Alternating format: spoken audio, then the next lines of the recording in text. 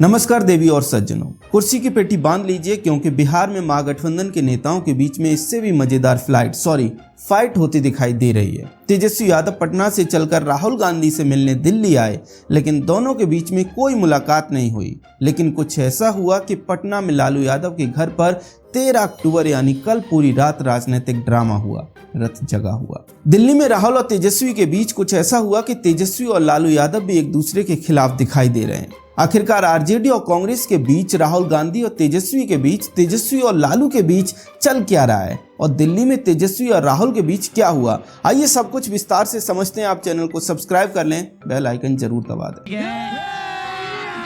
अभी मजा आएगा ना भिड़ो। दोस्तों, 13 अक्टूबर को 9:36 पर आरजेडी के राज्यसभा सांसद तेजस्वी यादव की करीबी और ठाकुर का कुआ वाले ब्राह्मण मनोज झा ने ट्विटर पर एक दोहा लिखा। उन्होंने लिखा, रही मन धागा प्रेम का, मत तोड़ो छिटकाए, टूटे से फिर ना मिले, मिले गांठ पर जाए। आगे भी लिखते हैं, हर अवसर के लिए प्रासंगिक। मनोज झा इतने सेकुलर हैं कि दोहा में भी समुदाय विशेष का तुष्टीकरण करना नहीं भूलते, इसलिए रहीम का दोहा लिखा। खैर, मनोज झा ने शुरुआत की तो कांग्रेस भरभरा के उनके ऊपर टूट पड़ी। मानो इसी इंतजार में कांग्रेस नेता बैठे थे कि शुरुआत इधर से हो जाए। कांग्रेस के राज्यसभा सांसद और सस्ते शेरों के दुकानदार इमरान प्रतापगढ़ी ने जवाब देते हुए लिखा, पानी आंख में भरकर लाया जा सकता है, अब भी जलता शहर बचाया जा सकता है। मतलब शहर में आग लग चुकी है, ऐसा नहीं कि कोई माचिस की तीली जलाकर खड़ा था। वैसे दोस्तों, ये कोई मुशायरा नहीं हो रहा है, बल्कि एक दूसरे पर हमला किया जा रहा है। कविताई को तोप की तरह इस्तेमाल किया जा रहा है। मनोज झा ने कांग्रेस पर हमला बोलते हुए दोहा के माध्यम से कहा कि गठबंधन मत तोड़ो। कांग्रेस की ओर से प्रियंका गांधी के करीबी प्रतापगढ़ी शायरी से कहना चाहते हैं कि हमारी शर्तें मान जाओ और गठबंधन बचा लो, नहीं तो हम शहर जला देंगे। सोशल मीडिया पर बात चल रही थी तो रागिनी नायक कैसे पीछे रह सकती थी। उन्होंने भी खुसरो की घिसी पिटी रद्दी शायरी पील दी। खुसरो दरिया प्रेम का उल्टी बागीदार, जो उतरो सो डूब गया, जो डूबो सो पार।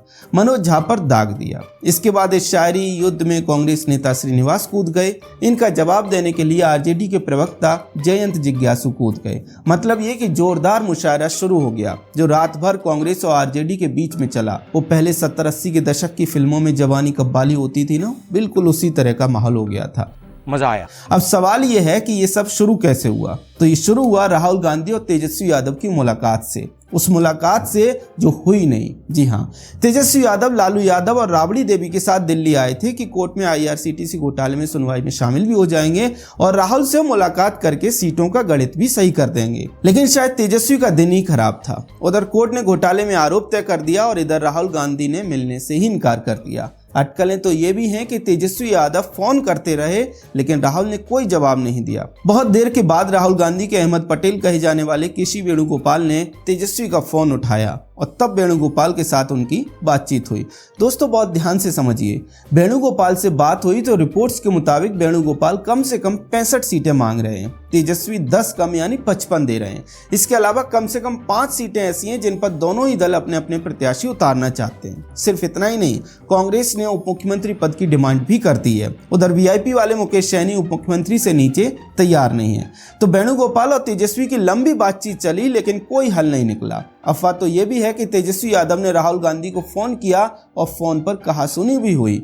किसने कहा और किसने सुना ये तो सामने नहीं आया है, लेकिन ऐसी परिस्थिति में क्या हो सकता है उसकी आप कल्पना कर सकते हैं। दोस्तों, तेजस्वी यादव बुरी तरह से फ्रस्ट्रेट दिखाई दे रहे हैं। कारण यह है कि 17 तारीख तक पहले चरण का नॉमिनेशन होना है, मतलब मोटा मोटी 2 दिन बचे हैं और यहाँ अब तक सीट बंटवारा भी नहीं हो पाया। ऐसे में ग्राउंड पर मौजूद लोग बताते हैं कि तेजस्वी यादव वेणुगोपाल से कहकर आए हैं कि ऐसे गठबंधन नहीं चल पाएगा। अटकलें तो ये भी हैं कि उन्होंने राहुल गांधी को भी खरी खोटी सुनाई है। ऐसी अटकलें इसलिए भी लग रही हैं क्योंकि इसके बाद ही सोशल मीडिया पर आरजेडी और कांग्रेस के नेताओं के प्रवक्ताओं के बीच शायराना युद्ध शुरू हुआ। दोस्तों, दिल्ली में जो हुआ उसका प्रभाव पटना में भी दिखाई दिया। अटकलें तो ये हैं कि लालू यादव और तेजस्वी यादव भी 2 फाड़ हो गए हैं। तेजस्वी यादव बातचीत करना चाहते हैं, जबकि लालू यादव का मत है कि कांग्रेस को गठबंधन से बाहर कर देना चाहिए।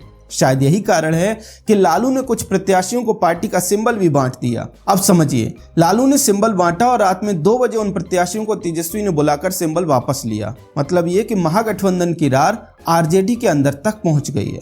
दोस्तों, अब देखिए कि महागठबंधन कितने स्तरों पर बटा हुआ दिखाई दे रहा है। पहले तो आरजेडी में ही 4 से 5 धड़े दिखाई दे रहे हैं।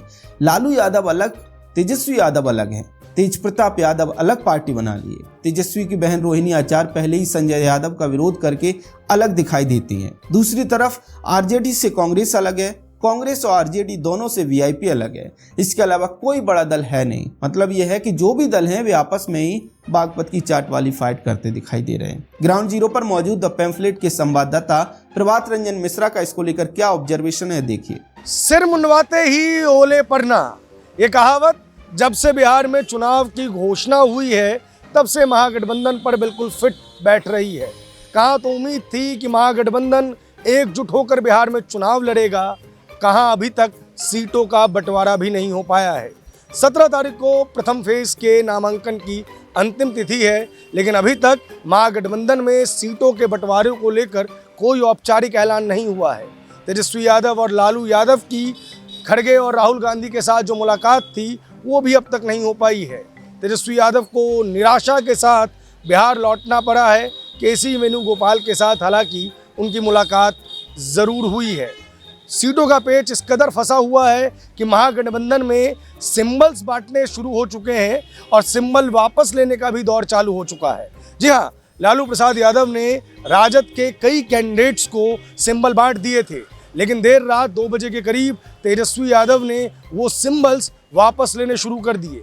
इस बीच ट्विटर पर एक वॉर भी देखने को मिला। ये वॉर था शेरों और शायरियों का। मनोज झा कुछ लिखते नजर आए तो उसके जवाब में इमरान प्रतापगढ़ी ने भी जवाब दिया। श्रीनिवास बीवी की भी प्रतिक्रिया आई तो रागिनी नायक ने भी कुछ प्रतिक्रियाएं दी। अंत में जयंत जिज्ञासु भी इस पूरे मामले में कूदते नजर आए। दरअसल अब जो महागठबंधन के बीच की खटपट है वो सोशल मीडिया प्लेटफॉर्म्स पर भी नजर आ रही है। राष्ट्रीय पार्टी को बिहार में राष्ट्रीय जनता दल द्वारा नीचा दिखाया जा रहा है और कहा जा रहा है कि जितना दे रहे हैं उतने में खुश रहो। बिहार के राजनीतिक गलियारों में एक और चर्चा है, चर्चा नए गठबंधन के बनने की। कांग्रेस ने अपने कैंडिडेट्स को तैयार रहने के लिए कहा है, साथ ही साथ प्रदेश नेतृत्व को 243 सीटों पर तैयारी करने को भी कहा है। ऐसे में बिहार में जब चुनाव को पूरे चरम पर होना चाहिए था, तब तक महागठबंधन में जो सीटों का पेच फंसा हुआ है उसने कहीं ना कहीं इस पूरी की पूरी इलेक्शन में महागठबंधन को बैकफुट पर डाल दिया है। इसी बीच भारतीय जनता पार्टी ने अपने कैंडिडेट्स की पहली सूची निकाल दी है। सम्राट चौधरी भी चुनाव लड़ रहे हैं, मंगल पांडे भी चुनाव लड़ रहे हैं। 71 लोगों के नाम इस पहली सूची में है। एनडीए में सीटों का बंटवारा भी हो चुका है। तमाम लोगों को सिंबल्स बांटने का दौर शुरू हो चुका है। दूसरी ओर महागठबंधन अभी भी ऐसी स्थिति में है कि इस गठबंधन का असली प्रारूप क्या होगा ये बिहारवासी जानना चाहते हैं। फिलहाल इस मामले पर इतना ही। मुंगेर से प्रभात रंजन मिश्रा की रिपोर्ट। महागठबंधन में मची उथल पुथल के बीच मत भूलिए कि पहले चरण के चुनाव में लगभग 20 दिन का समय बचा है। ऐसे में जब महागठबंधन को चुनाव प्रचार में जुटा होना चाहिए था, तब वे चाट फाइट में जुटे हैं। अब देखना यह होगा कि ये फाइट किस दिशा में जाती है।